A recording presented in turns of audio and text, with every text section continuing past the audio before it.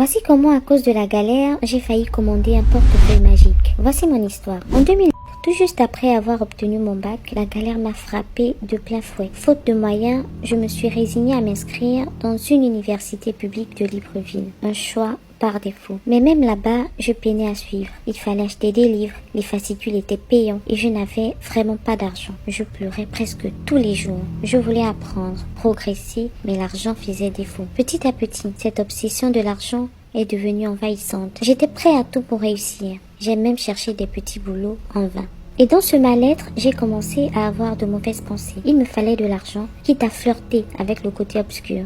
Et c'est là que tout a basculé. Comme par hasard, sans que je ne fasse le premier pas, des marabouts ont commencé à m'écrire sur Messenger. Ils me proposaient toutes sortes de choses bizarres, dont le fameux portefeuille magique censé me produire beaucoup d'argent. J'ai résisté un moment, mais sur les 33 marabouts qui m'avaient contacté, j'ai fini par en choisir un. Avec le monsieur, j'ai été claire. Je lui ai dit que je voulais avoir de l'argent, beaucoup d'argent. Puis il m'a demandé ma photo, mon nom, une pièce de 5 francs et un petit paiement de tranche pour acquérir le portefeuille magique. Ensuite, il m'a proposé deux options. Soit il m'envoyait le portefeuille par DHL, soit il apparaissait lui-même dans ma chambre pour me le remettre. J'avoue que la deuxième proposition m'a refroidi. Je lui ai répondu par la suite que je lui donnerais ma décision le lendemain. Mais cette nuit-là, poussée par je ne sais quelle force, je suis allée sur YouTube écouter des témoignages d'anciens satanistes. Et là, comme par enchantement, je suis tombée sur une vidéo d'un ancien sataniste, très connu au Congo. Il parlait justement des dangers liés au portefeuille magique. Il disait en résumé que si Dieu t'avait prévu 85 ans de vie,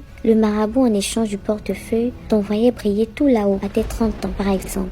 Puis, ton esprit devait travailler pour le marabout dans l'au-delà durant 55 ans afin de compléter ton temps de vie initial. J'ai eu une douche froide. Oui, je voulais de l'argent. Mais perdre mon âme? Non. J'ai tout arrêté et j'ai bloqué le marabout. Dans le même temps, j'ai cessé de me plaindre et de trop penser à l'argent. Et là, comme par magie, tous ces marabouts ont disparu. Un mois plus tard, j'ai eu ma bourse d'études et petit à petit, les choses ont commencé à s'arranger pour moi. Depuis ce jour, j'ai compris une chose essentielle. Nos pensées attirent. Trop se plaindre, trop désirer ouvre des portes. Aussi, sachez-le, qu'importe la durée de la nuit, le soleil finira toujours par apparaître.